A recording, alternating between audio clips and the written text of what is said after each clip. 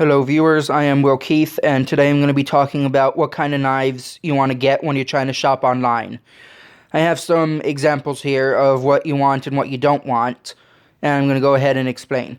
First, let's start with these kitchen knives. I'm using these because I don't have any examples of bad combat knives, so I'm just using these as an example of the Tang. What you're looking for when you buy a knife is, let's start with this over here. You can see how the blade goes directly into the handle, all the way around, and is just a completely solid steel blade. There's no welds, no nothing. This is an absolutely solid knife, and that is what you're looking for. That you can see the Tang going all the way through. There are brands that reliably have good knives, even where you can't see the Tang, such as Ka-Bar, which is this one, Spyderco, which unfortunately has always been out of my price range, and Cold Steel. Get a knife from them, you'll have a good knife, even if you can't see the Tang. But when you're shopping online, you want to make sure you can see the blade goes all the way through. You can see it just bends there, goes all the way down through the handle. That's exactly what you want. Now this, it's a cheap kitchen knife, but still you can see that the blade goes all the way around. You know that even if it's kind of weak and flimsy, it's not going to snap when you're just cutting something. You can see it, it's reliable. Then this one, you can't see that. There's absolutely no way to know where the Tang ends, or if there even is a Tang. That could just be glued in here, like right where my thumb is. And that really sucks. You don't want that whatsoever. So, unless you really trust the manufacturer of the knife and you can't see the Tang, you want to get a knife where you can see it go all the way through. Now, onto folding knives. They're a bit more difficult to tell if they're going to be reliable than fixed blades, or you can easily see the Tang like this. But start with this thing. This is just a kind of generic, no-name spring assist knife that I keep in the car.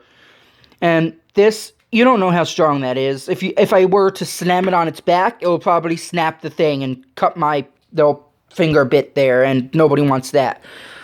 But you definitely don't want this for EDC, which is everyday carry, a knife that you keep with you for emergencies that you need. But knives like this, I'm not going to lie, they do have their uses. Like, I like to keep this one in a pouch in my car. Keep some alcohol swabs in there with it. You can wipe it off. It'll easily cut food like friggin' apple or whatever if you don't have silverware to eat. But definitely not good for anything emergency.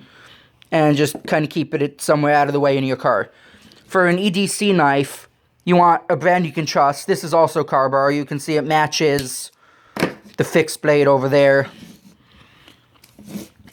This is a very reliable knife. See, it looks like that's the Tang going down, but it isn't. It's a solid steel burr that kind of locks in the blade for a kind of pseudo Tang there. It's very solid knife. I would easily trust slamming this thing. Not going to do it though. Don't want to mess up my nice background over here. But definitely I would trust this blade with my life. It's a good brand. You can trust it. It's got a very solid locking mechanism. To unlock it, you got to squeeze really hard down there, and that unlocks the blade. Unlike with this, where all you have that's locking it in is this little tiny, you can't see it, it's too dark, but this little tiny flap there.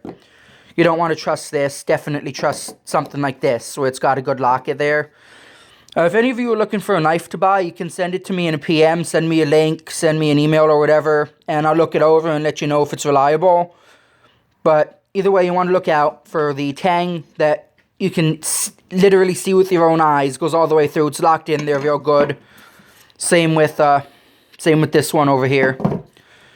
You want to avoid at all costs, unless you really trust the manufacturer or something like this. You can't see the Tang at all. There's no way to trust something like this, unless it's from something like Spyderco or Ka-Bar or Cold Steel. Just avoid these altogether, unless you really know what you're doing. And folders, if a folder is like $5 to $10, you don't want that. So completely avoid that. $30 and up, you can probably trust it if you know the manufacturer, but don't just wing it for a brand you don't know for even $30 because there's no way to trust it. So I guess that's the end of this video. Thanks for watching, and see you next time. Goodbye.